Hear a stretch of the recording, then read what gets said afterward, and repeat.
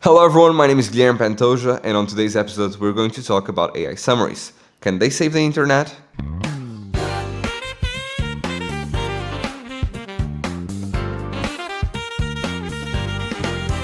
Hush and tip, no trace, no slip. That is the way off the record today.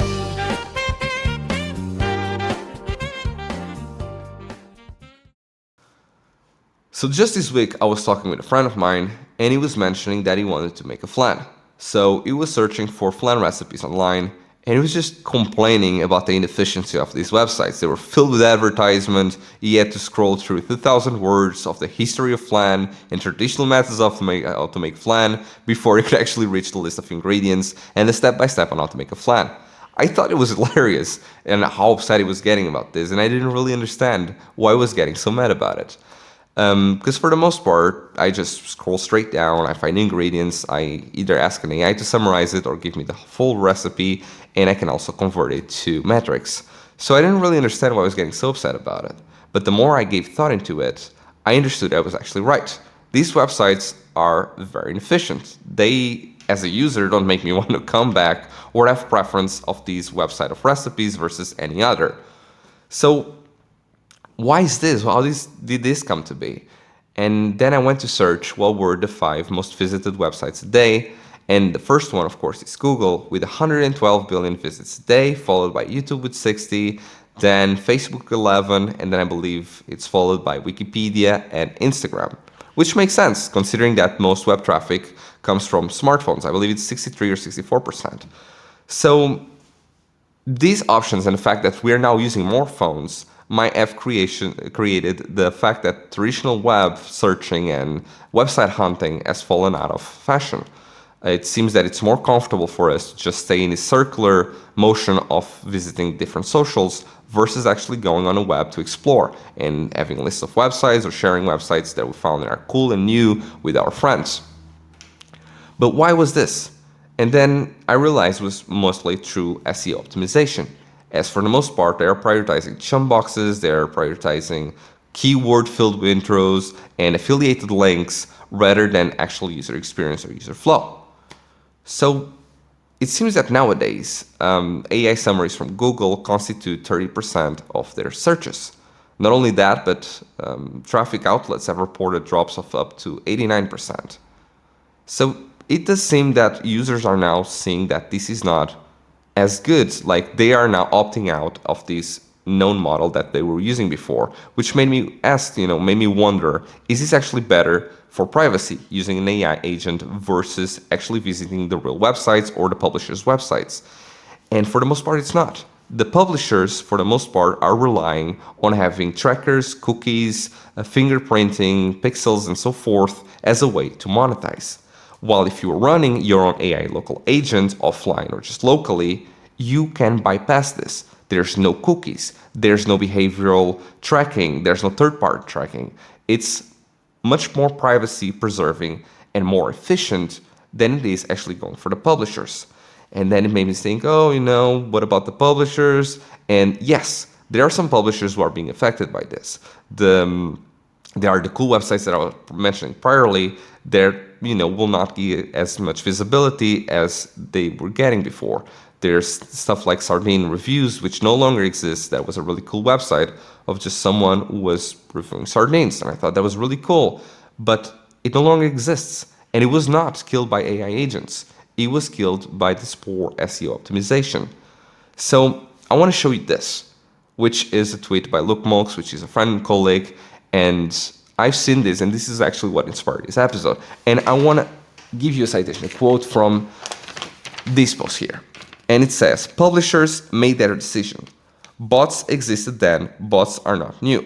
Your identity and behavior has been harvested and profited for decades, and these companies couldn't do it fast enough.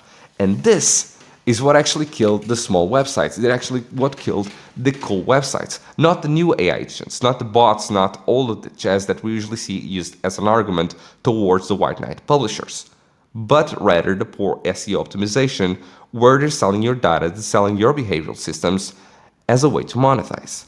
And this was allowed by the Google ad tech technology that has been promoting this model. And users have been voting against it with their own attention. As the words of another colleague, Dan Murphy, and colleague and friend Dan Murphy, you can always make more money, but you cannot make more time.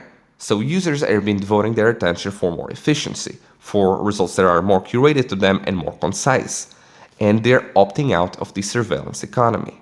And this, I believe, to be a beautiful bridge to talk about Brave. Brave in 2016 saw this issue. They saw that there was a huge, huge monopoly around digital advertisement that was for the most part owned by Google and Meta. And they also understood the impact that this would have as the internet as a whole. It would ruin it as we're currently seeing it. And the real publishers were being put aside for the ad tech and SEO optimization that Google was pushing for. So they saw this and they implemented something that is called the Brave Shields that natively blocks the tracking, the fingerprinting, the cookies, and all those things that usually are malignant to the user from these publisher websites. And not only that, but I want to show you what a recipe website looks on another browser. This is what it looks like. I'll lose some time because I don't really know how long I'll be scrolling through it, but should be enough. And this is what it looks on Brave. So the main thing I want to highlight is that there's no advertisement there. It's a much cleaner page. Not only that, but it has Speed Reader, which allows for just a very clean way of reading the entire text without actually having the distraction of the animations, of the images, or whatever. It's just clean, pure text. And then you can access Leo. And through that, you can convert things back to metrics or just have directly answer on the actual ingredients and the step-by-step of the recipe that you require. So the real people that were getting affected would be the creators who are dependent on the advertisements pay as a way to finance their content. So Brave also understood this and they created a token to repay the creators that were being neglected by the Google ad tech that has been created. And through that, they created basic attention token. So the model is very simple. The advertiser would pay for Brave because in the end, we're not against advertisement. We're against intrusive advertisement that gets in the way of your content. So if you create privacy-respecting advertisement that does not get in the way of your content, then you can actually repay your users with the advertiser's pay and use that money to then pay the creators as well. So advertisers would pay Brave, they would retain 30% and repay the rest of the 70% towards the users, and then the users can opt in to just give out the tokens that they receive monthly towards their favorite creators.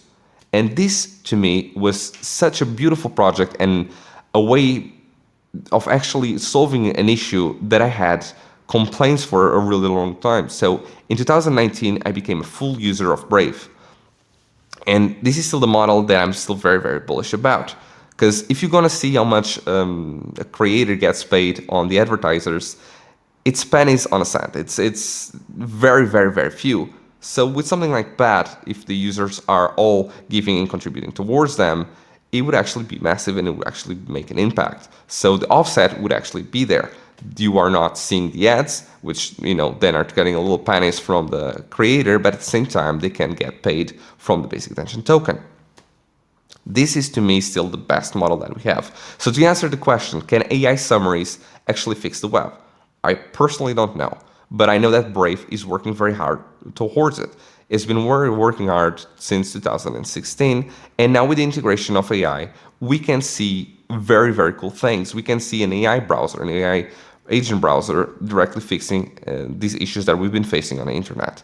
So this has been the episode for today. I hope you liked it, and till next episode, remember friends, this is Off the Record. Roll out. I can make something cooler for the roll out your song. Maybe I have like a song for it. Roll out your song.